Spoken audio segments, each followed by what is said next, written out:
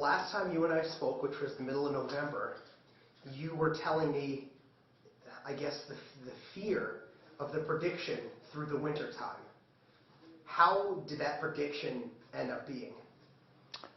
Yes, unfortunately, that prediction came out rather very true, and we had unusually warm winter with almost no snow cover and no frost on the ground except for a few days or nights.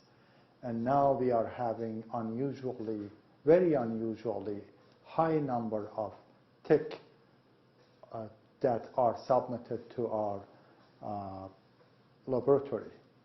In addition to having high abundance of ticks that our residents are encountering, we are also identifying greater percentage of ticks infected with Lyme disease and other tick-associated diseases.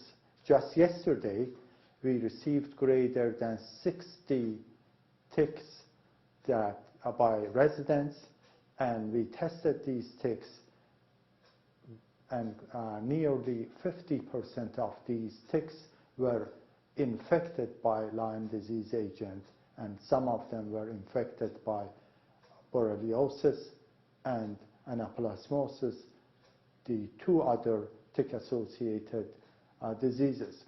The average infection rate in the past several years has been ranging from 28 to 30 to 33%. The fact that we have 50% of these ticks are infected, that is a significant number, and that spells trouble for upcoming season. And I predict that we are going to have, again, unusually high number of ticks and higher infection rate, and as a result, greater number of human cases of Lyme disease and perhaps other tick-associated diseases. So I guess it may be a little bit of speculation in this case, but why? We know that the weather plays a major role in this, obviously, over the winter time, with sort of keeping them alive and keeping them thriving through the winter. But truly, why? What's happening? I looked online and I saw across the country the amount of cases of Lyme disease, and it went from a small little area in New Jersey and Connecticut to now just expanding and expanding. What's happening that's causing this? Yes. So first of all, as I mentioned, we are not only seeing high number of ticks. That is the result of changes in the climate, particularly temperature, rising temperature, unusually warm winter that also help ticks to better survive during the winter month. We are also seeing higher infection rate. That is something different from the tick abundance.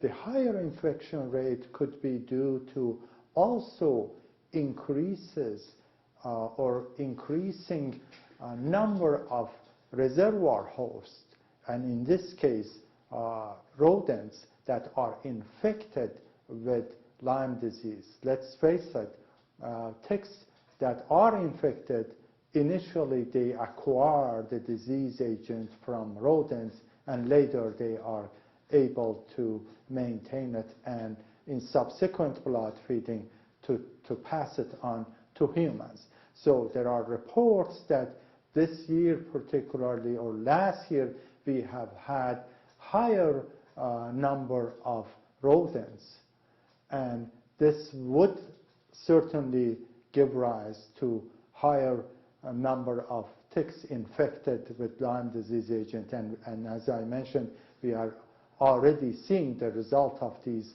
changes. And the other reason could be changes in landscape use and our encroachment to the habitats that are dominated by reservoir hosts, including rodents, and the closer we get, we put ourselves at greater risk of obtaining infection.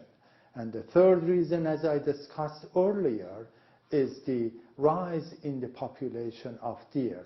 Even though deers do not or are not considered as potential reservoir hosts, however, they are providing ample food for ticks, and therefore tick population is thriving under such a condition of higher deer abundance as well. How can we help reverse this cycle that has been happening on our own with things that we have control over? I think that the best approach right now we can take, because a lot of these Lyme disease and other tick-associated disease cases throughout the northeastern United States are from or at the residential area. In other words, nearly 75% of human Lyme disease cases are contracted or coming from our own homes and backyards. Therefore, I strongly advise our residents to take proper measures to protect themselves. If they are doing outdoor activity, they have to wear light colored clothing. They have to put on pants and not shorts. They have to tuck their pants into their socks, and they have to use repellents in order to protect themselves. As we discussed, repellents, there are certain type of repellents like DEET that they can apply directly on their skin, and there are others that they can spray on their clothing, and this would offer additional protection to them. They have to keep their yards tidy and organized. If intervention is required, they have to do that. If they see unusually high number of or high abundance of rodents in their backyard, that has been reported this year, they have to consult experts in order to come up with a solution to reduce the abundance.